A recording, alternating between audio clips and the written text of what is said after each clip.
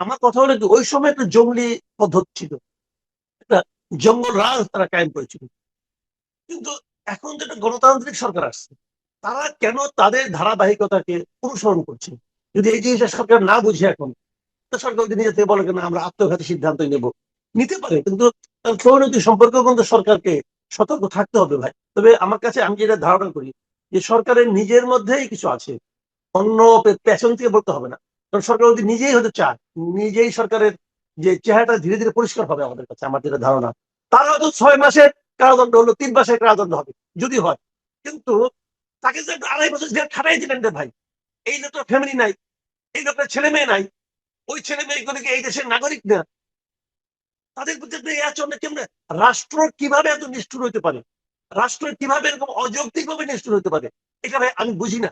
আমন্ত্রণ মানচিত্রের নিয়মিত আয়োজন কথোপকথনে আজকে আমাদের সঙ্গে এই মুহূর্তে যুক্ত রয়েছেন সিনিয়র জার্নালিস্ট এবং কলামিস্ট, এবং নিঃসন্দেহে এই মুহূর্তে খুবই সাহসী সাংবাদিক নতুন করে পরিচয় করিয়ে দেওয়ার কিছু নেই, মাসুদ কামাল। এবং মাসুদ কামাল, আপনাকে স্বাগত জানাচ্ছি। আমরা যে বিষয়টা একটু আলোচনা করতে চাই, ডক্টর ইউনূস সরকারের সময় আইনগত বিভিন্ন দিক নিয়ে, বিশেষ করে আইসিটিতে যে মামলাগুলো হচ্ছে সেটা নিয়ে আন্তর্জাতিক অঙ্গনের নানান ধরনের উদ্বেগ প্রকাশ করা হয়েছে। আমি প্রথমে একটু আপনাকে জানতে চাইছি যে যে সাংবাদিকদের বিরুদ্ধে, শিল্পী সাহিত্যিক খেলোয়াড়দের বিরুদ্ধে হত্যা মামলাগুলো করা হয়েছিল সেটি নিয়েও নানানভাবে প্রশ্নবিদ্ধ, এবং এটা এস্টাবলিশ যে তাদেরকে ইন্টেনশনালি মামলায় জড়ানো হয়েছে।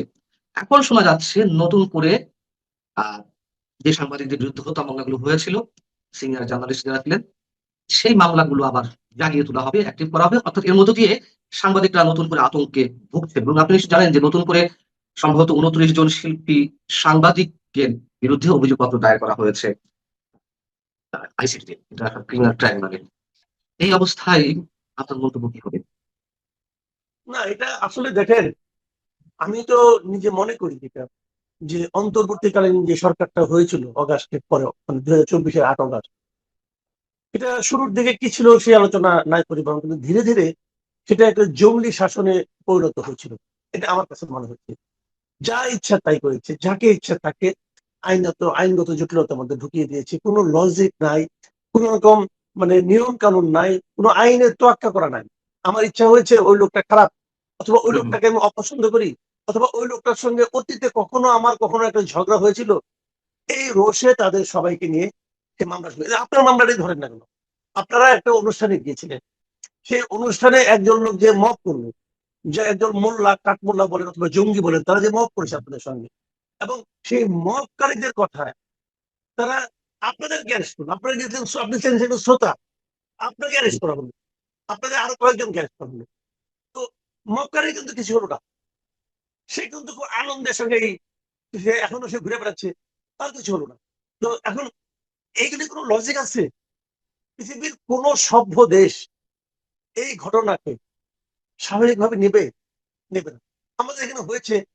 এখন আপনার মামলা কিন্তু শেষ হয় না, আপনি জামিনে আছেন, মামলা তো শেষ রাইট। হয় না। আপনারটা নিয়ে তো আবার অন্যটার মধ্যে ঢুকে দিতে পারে। তো জামিনে থাকা মানে আপনি দয়ায় আছেন আসলে, বেঁচে গেলে হুম, হুম, হুম। অনেক লোককে দয়াও করা হচ্ছে না। তো এখন আমার কথা হলো কি, ওই সময় একটা জঙ্গলি পদ্ধতি ছিল, একটা জঙ্গল রাজ তারা কায়েম করেছিল। কিন্তু এখন যেটা গণতান্ত্রিক সরকার আসছে, তারা কেন তাদের ধারাবাহিকতাকে অনুসরণ করছে?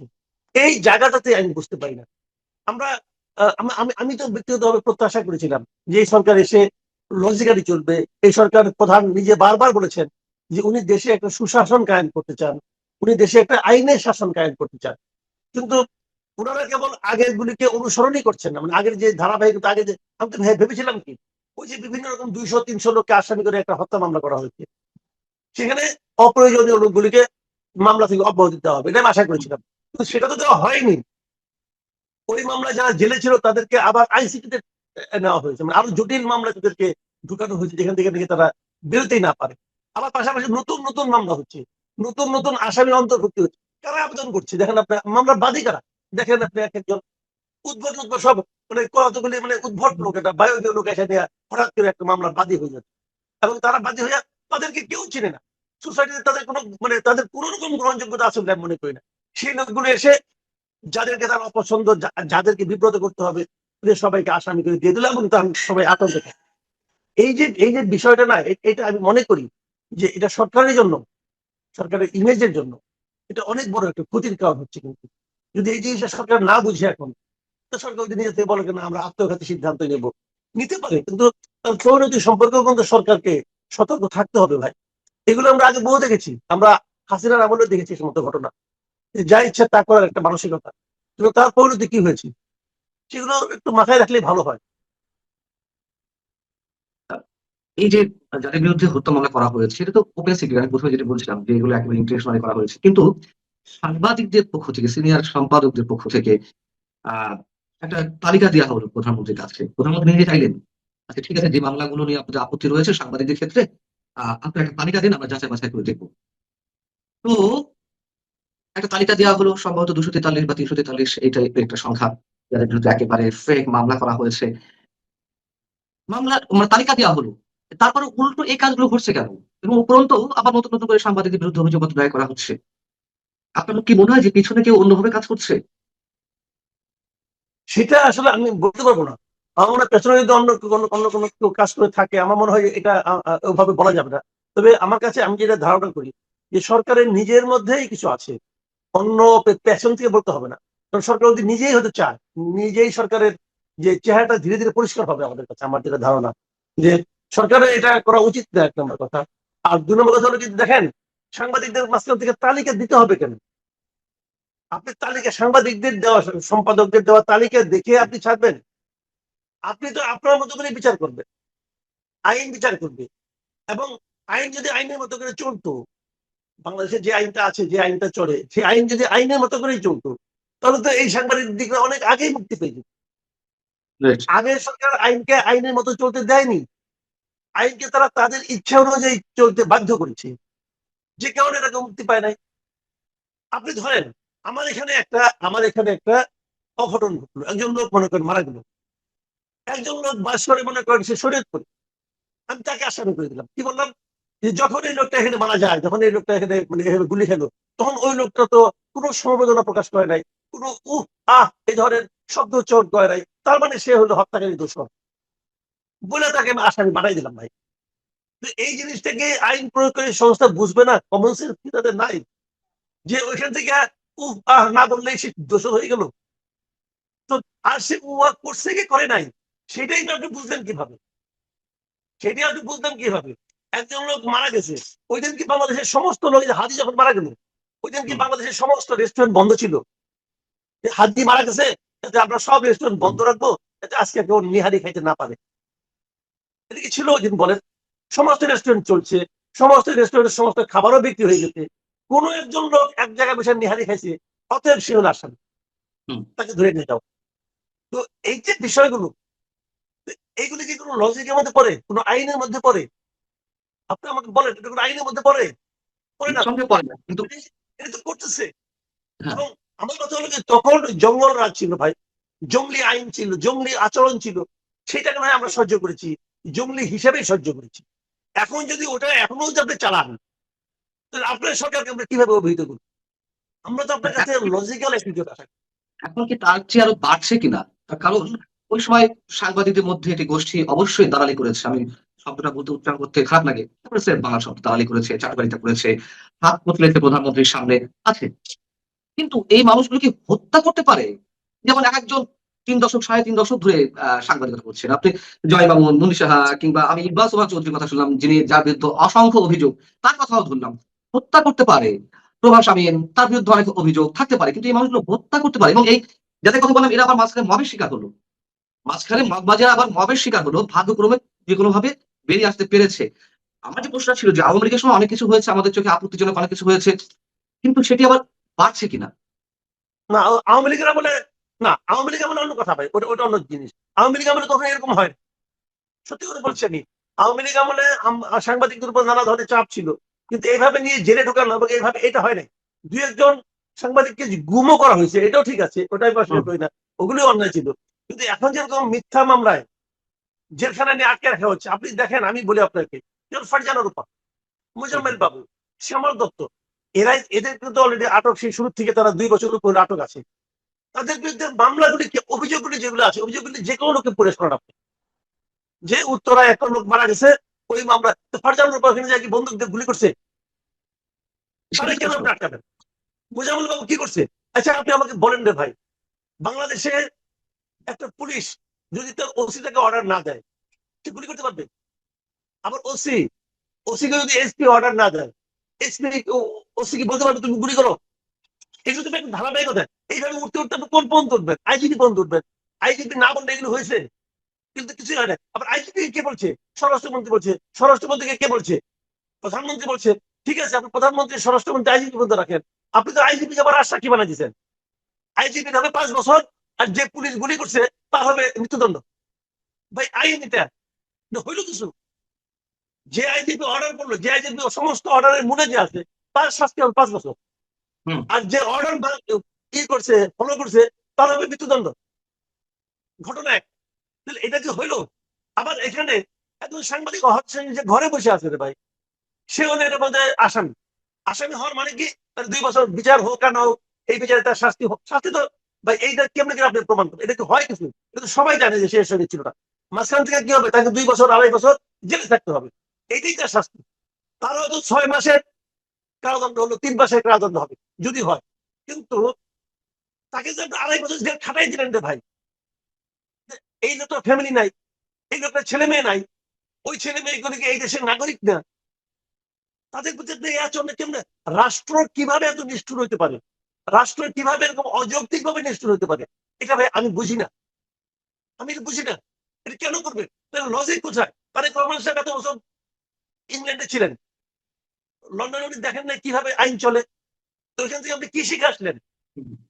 আপনি কি এটা শিখে আসছেন যে একজন লোককে জোর করে আপনি তো বিচার করেন, তাড়াতাড়ি বিচার করেন, সম্ভব হলে 10 দিনের বিচার। আপনি তো এক বিচার তো আপনি 1 মাসের মধ্যে করতে বলছিলেন, তো করেন, এগুলো বিচার করেন আপনারা। কিন্তু এই লোকগুলি তাদের ব্যক্তিগত তাদের জীবন যাপন থেকে তাদের উঠাই যায় না। অনেক লোক আছে যারা জেলে যায় না, তারা ঘরে বাইরে যাইতে পারে না ভাই। এটা কেমন কথা? যে অপরাধী অপরাধী বিচার করেন, কোনো আপত্তি নাই, কিন্তু যে অপরাধের তার সঙ্গে তার সম্পৃক্ত হওয়ার কোনো সুযোগই নাই। আচ্ছা, বলতেছে কি শেখ হাসিনাকে সমর্থন দিচ্ছে, শেখ হাসিনা কারো সমর্থন অপেক্ষা থাকতো না। সেটাকে এই সাংবাদিক মুজাম্মেদ বাবু অথবা ফারজান বাবু বলছে আপনি গুলি করেন। শেখ হাসিনা তো গুলি করার অর্ডার দিয়েছে, হয়তো আমি জানি না। যদি ধরা যাক কথার কথা, কেউ তাকে বললো হ্যাঁ আপা আপনি এরকম ভালো করছেন, এদেশে অপরাধ হয়ে গেল। ওই সময় কোন পত্রিকা এই যে 15 বছরে কোন পত্রিকার যে সাংবাদিকদের যে অ্যারেস্ট করেছে? আপনি আমাদের একটা কথা খালি বলেন, এই সাংবাদিকদের তারা প্রশংসা করলো কি করলো না, সমর্থন করলো কি করলো না, এটা কোথায় প্রচার হয়েছে? এটা প্ল্যাটফর্ম লাগবে না? সেই প্ল্যাটফর্মটা কি? হয় সেই টিভি, নাহলে সেই পত্রিকা। আপনি নিজে টেলিভিশন মিডিয়ায় চাকরি করছেন, আপনি জানেন যে আপনি মালিকের বিরুদ্ধে, মালিকের ইচ্ছার বিরুদ্ধে আপনি কোনো কিছু করতে পারছেন? মালিক তার প্ল্যাটফর্ম আপনাকে প্রচার দিতে হয়তো একদিন দিবে, ধরা পড়ার পরে আপনি বাদ। এই তো ছিল। তাহলে এই যে সাংবাদিকরা আপনি ধরলেন, এই সাংবাদিকরা যে সমস্ত টেলিভিশন অথবা পত্রিকা চাকরি করতো, এর কোন একজন মালিককে ধরছেন? কোন একজন মালিক আপনি দেখেন তো, একটা মালিক 71 টিভির মালিককে ধরছেন আপনি? ধরেন তো নাই। 71 টিভির মালিককে আরো পত্রিকা করার দিচ্ছেন, অনুমোদন দিচ্ছেন, সে দৈনিক পত্রিকা করতেছে। তো মালিকটা ঠিক আছে, মালিকটা কিছু হয় না। বসুন্ধরার মালিক একালের কণ্ঠ বলেন, বাংলাদেশ প্রতিদিন বলেন, সম্পাদককে সব পড়াইছে, মালিকের কিছু কিচ্ছু হয় নাই। সমকাল বলেন অথবা আপনার এই চ্যানেল 24 বলেন, সাংবাদিককে পালাইছে, মালিকের কিছু কিচ্ছু হয় নাই। এমনকি এমনকি ভোরে কাগজ ধয় না, ভোরে কাগজে শ্যামল দত্ত জেলে, ভোরে কাগজের মালিকের কিছু, মালিকের বিরুদ্ধে হত্যা মামলা আছে, সে একদিকে সব হত্যা মামলায় জামিন পেয়ে গেছে। বরং সেই মালিকের সঙ্গে আবার সার্জিও গোর বৈঠক করবে। মালিকের সঙ্গে সার্জিও বৈঠক করবে। আইন, এটার নাম আইন। আমি আমি আমি বর্তমান সরকারকে বলি ভাই, আপনারা এটা ব্যাখ্যা দেন আমাদের কাছে যে ভোরের কাগজের সম্পাদক জেলে, ভোরের কাগজের মালিকের কোনো সমস্যা নাই, মালিকের বিরুদ্ধে সরাসরি হত্যা মামলা আছে, মালিক 2 দিন পরে মুক্তি পেয়ে গেছে। কেন? এটা কেন ভাই? কিন্তু হত্যা মামলা জামিন পেয়ে গেছে, ইয়ে পায় না কেন? তার নাম কোনো মামলায় না, আইসিডির মামলা যেগুলো হয় কোনো মামলায় তার নাম নাই কেন? আসলে কারণ নামে থাকার কথা না। এরা এরা যে আমি বলতেছি, এরা ভাই শেখ হাসিনা এমন ভাবে শাসন চালাইছে যে ওনার এই সমস্ত কাজে কে সমর্থন করলো কে করলো না, কোন মালিক কোন সাংবাদিক কি বললো কি বললো না, এগুলো কোনো মূল্য নাই। উনি একাই করছেন কাজগুলো, অথবা ওনার সঙ্গে ওনার মন্ত্রীরা ছিলেন। তো সেখানে এই সমস্ত নিরীহ সাংবাদিক যা নাকি আপনি মনে করেন যে ভাই তারা তো কিছু করে রাখায়, এখন হচ্ছেন এরকম। এখন এই সরকারকে পাচাটা আপনি অনেক সাংবাদিক দেখতেছেন না, চাচ্ছে যাতে পায়ের পরিষ্কার হয় নাই, জিব্বা ক্ষয় হয়ে গেছে, এরকম সাংবাদিক আছেন এখন। তো 2 দিন পরে এদের বিরুদ্ধে আইসিটিতে মামলা হবে। এই যে শাপলা চত্বর নিয়ে যে মামলাটি হয়েছে, সেই মামলা নিয়ে এরই মধ্যে amnesty international, human rights watch, article 19 সহ 5টি আন্তর্জাতিক মানবাধিকার সংগঠন তারা উদ্বেগ প্রকাশ করেছে এবং স্ট্রেট বলেছে সাংবাদিকদের বিরুদ্ধে আইসিটি যেন কোনো মামলা না হয়। কেন?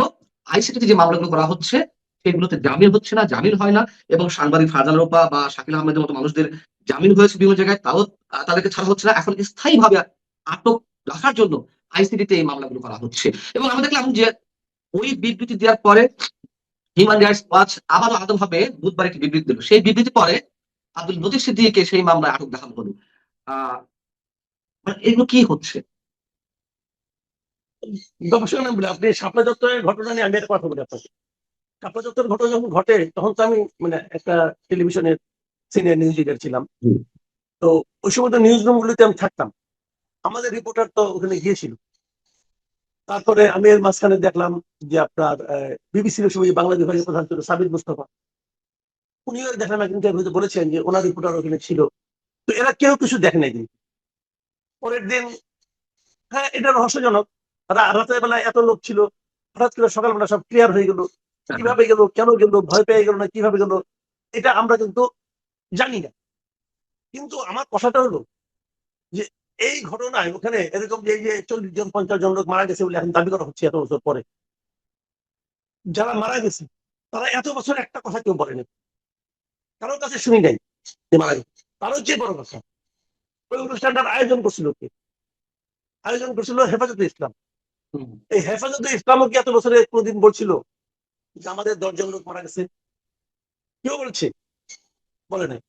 দেশীয় সংবাদ মাধ্যম, আন্তর্জাতিক সংবাদ মাধ্যম, এরা কেউ বলছে যে ওখানে এতজন লোক মারা গেছিল? কেউ বলে নাই। এক আজিজুর রহমান শুভ্র, সে এক কাহিনী বানাইছিল যে তার কাছে নাকি এতগুলি নাম আছে। তো তারাও তো 18 মাস ছিল, তারাও তো 18 মাস আপনার ক্ষমতায় ছিল, তারা এটা অগ্রসর করতে পারছে? আমরা দেখলাম তারপরে দিগন্ত টেলিভিশন বন্ধ হয়ে গেল। দিগন্ত টেলিভিশন বন্ধ হওয়াটা খুবই অন্যায় হয়েছে। দিগন্ত টেলিভিশন, ইসলামিক টেলিভিশন বন্ধ করছে। আমি মনে করি এটা ওই সময়কার যারা মন্ত্রী ছিলেন ইনুর আমলে এটা হয়েছে। আমি ইনুকে মনে করি বাংলাদেশের সর্বনিকৃষ্ট তথ্যমন্ত্রী ছিল। তো ঠিক আছে ছিল, আমরা অনেকদিন ভাবছিলাম, যেহেতু আমি টেলিভিশন সাংবাদিকতা তখন করতাম, আমি ভাবছিলাম কি বোধহয় এদের কাছে কোনো বিশেষ ফুটেজ আছে যাতে এই ফুটেজ গুলো তারা দেখাতে না পারে, এই জন্য টেলিভিশনটা বন্ধ করে দিচ্ছে, এটা আমার ধারণা ছিল। এবং সেই ধারণার বশবর্তী হয়ে যখন আওয়ামী লীগ সরকারের পতন হলো 24-এ, তখন আমি আশা করছিলাম এখন বোধহয় সেই লুকিয়ে রাখা ফুটেজ গুলো বের করা হবে, দেখানো হবে কিভাবে মারা হয়েছে। তখন দিগন্ত টেলিভিশন তো অনুষ্ঠানটা লাইভ করছিল। তো সেই ফুটেজকে আমরা দেখতে পেয়েছি, আজকে তো 2 বছর হয়ে গেল, দেখতে পেয়েছি কিন্তু পাইনি তো রে ভাই। কাজেই সন্দেহ তো একটা আছে যে আসলে কি এখন বলবেন যে আমি তো তালিকা নিয়ে আসি। আরে ভাই তালিকা তো এই 24-এর যে জুলাই আন্দোলন, সেই আন্দোলনেও আমরা দেখছি। তারপরে দেখছি তালিকা থাকে অনেক মিটার হাইটাই উঠে আসতেছে, এটা তো আমরা দেখছি। কাজেই 13 বছর আগে ঘটনার তালিকা আপনি এখন বানাচ্ছেন। কাজেই ভাই এগুলি এত সহজ না। আর এইগুলোর উপর ডিপেন্ড করে আপনি একজনকে রায় দিয়ে দিবেন, একজনকে অ্যারেস্ট করে ফেলাবেন। লতিফ সিদ্দিকী তার মতো এরকম মানে আপনার বড় মাপের মুক্তিযোদ্ধা খুব কমই আছে। ওনার ভাইয়ের কারণে হয়তো ওনারটা অনেকে বলে না, কিন্তু উনি মানে এত বড় সংগঠক ছিলেন। টাঙ্গাইল এলাকায় যারা আছে সবাই জানে যে কাদের সিদ্দিকী নিজেই যুদ্ধ করেছেন, নিজে ছিলেন। লতিফ সিদ্দিকী ছিলেন সংগঠক, উনি সময় এমপি ছিলেন, উনি ছিলেন সংগঠকের জন্য, তাই না? তো সেরকম একজন বড় মানে ওই একটাই দোষ, লোকটা নিজে যেটা বোঝেন উনি ওটা বলেন। উনি স্পষ্টবাদী ব্যক্তি। ওনার এই স্পষ্টবাদিতার কারণে উনি প্রচুর লেখাপড়া জানান লোক, আমি যতটুকু ওনাকে দেখেছি। তো এরকম একটা জ্ঞানী লোক এবং এরকম একটা স্পষ্টবাদী লোক, স্পষ্টবাদিতার কারণে আওয়ামী লীগ আমলে ক্ষতিগ্রস্ত হয়েছে। আওয়ামী লীগ তাকে বেজ্জতি করার জন্য অনেক চেষ্টা করছে, জেলে নিছে, তার মন্ত্রিত্ব থেকে সরাই দিছে, এবং এই আমলে হচ্ছে।